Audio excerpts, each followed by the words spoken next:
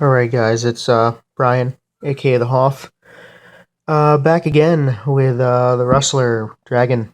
So, let's see, since my last video I got the shock oil in and I got the rubber diaphragms that go inside the shock caps of the shocks or whatever, which I need to get new shocks anyway. The one shock, let me see, let's get this body off. The one shock on the rear here I found was leaking a little bit. Sorry.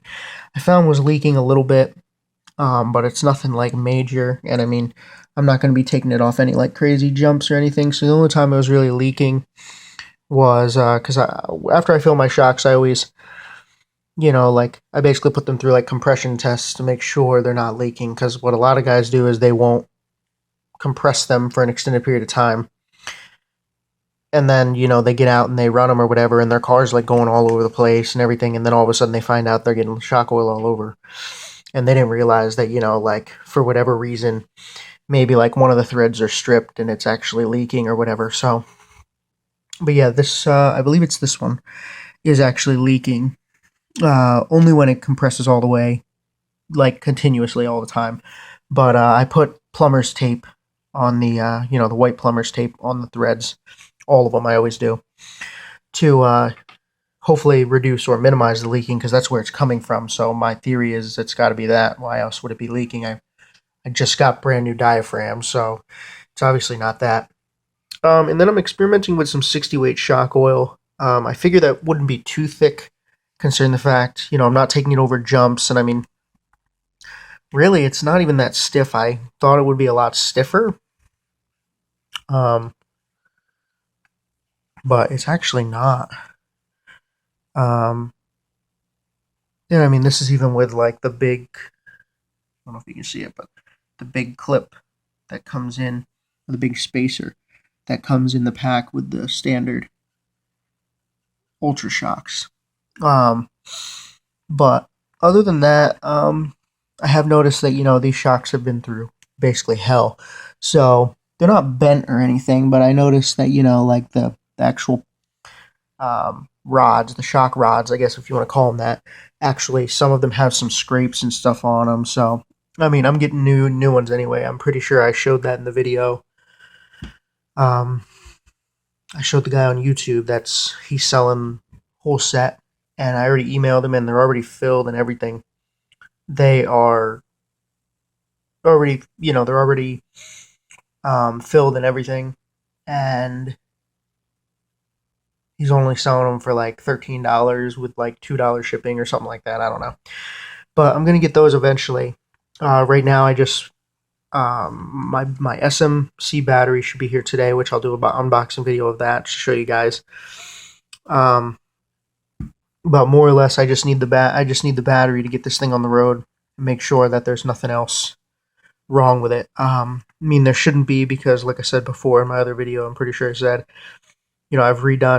I redid this whole thing, like, from right now, probably like 8 months ago.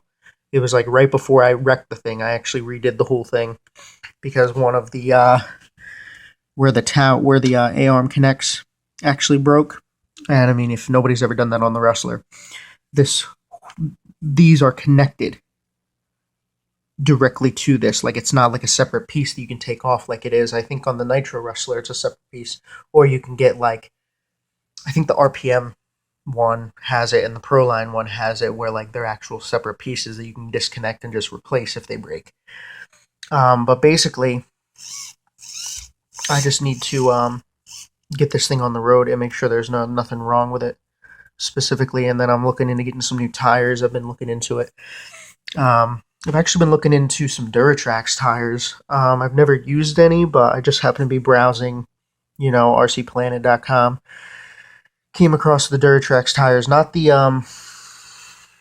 because they have stadium trucks and then they have monster trucks. The stadium trucks are, like they're still 2.8-inch rims, but I guess they're thinner. I don't think they're as thin as, like, these are short course tires.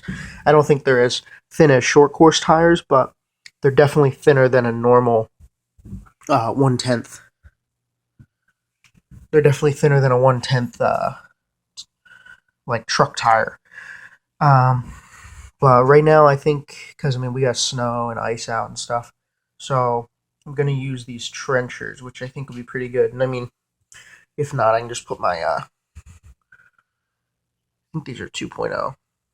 These are the 2.0 or 1.8 inch J Concepts rock crawling tires, which these here are actually phenomenal, like grip wise. I've driven these things in everything from mud to weeds and grass, which are taller than the Rustler, and the thing wouldn't even get stuck. So like they would just like dig through, which is incredible for this thing only being 2-wheel drive with like, you know, no lock diffs or anything in the back. So yeah, so that's what's going on here. That's pretty much it. Nothing else spectacular going on. I've showed these trenchers before. And then, I mean, I don't know if I said it in my other video, but just a heads up about the trenchers, or really any tire you get, even the J Concepts, you got to make sure that they are Rustler, Stampede, or I'm pretty sure it's just Rustler, Stampede, Bandit. They have to be specifically for the front if you get front ones, because the like where the hub is actually different. Like it's like that half offset or whatever you want to call it. Like the rear ones, you see how deep where the hub goes in there, where the front ones are only half, like half that. They don't go all the way through.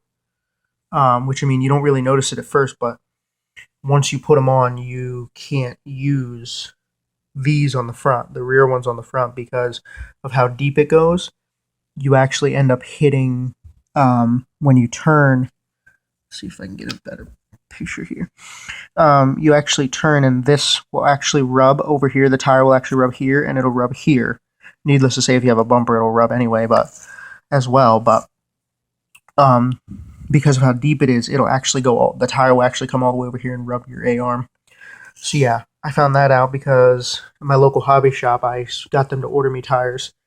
I think it was these trenchers, actually. And they didn't order the right ones because they ordered both rears, which, you know, I specifically told them that I needed a set of the rears and a set of the fronts. And they must not realize that they were, you know, two separate ones, and just hurried up and ordered them. So, yeah. So, hopefully my battery will be here today in the mail. I tracked it. It should be here today. I was hoping it was going to be here yesterday, but didn't quite make it. So, yeah. So, once the battery gets here, I'll do an unboxing video. I'll probably run it a couple of times. I'm going to hopefully run it tomorrow. It really depends, because I think we're supposed to get snow here in the afternoon today. Only like an inch or whatever, but we currently have like 5 inches outside. So I'm going to hopefully run it tomorrow. Probably not today, but I'll do an unboxing video. And then after I run it, like, I don't know, maybe 5 times or something, I'll do a video on, you know, my recap of it, like how well I like it with the punch and everything, and, you know, how long it lasts me and whatnot. So, yeah, so that's it. I'll post another video about the battery once I get it in. All right, peace.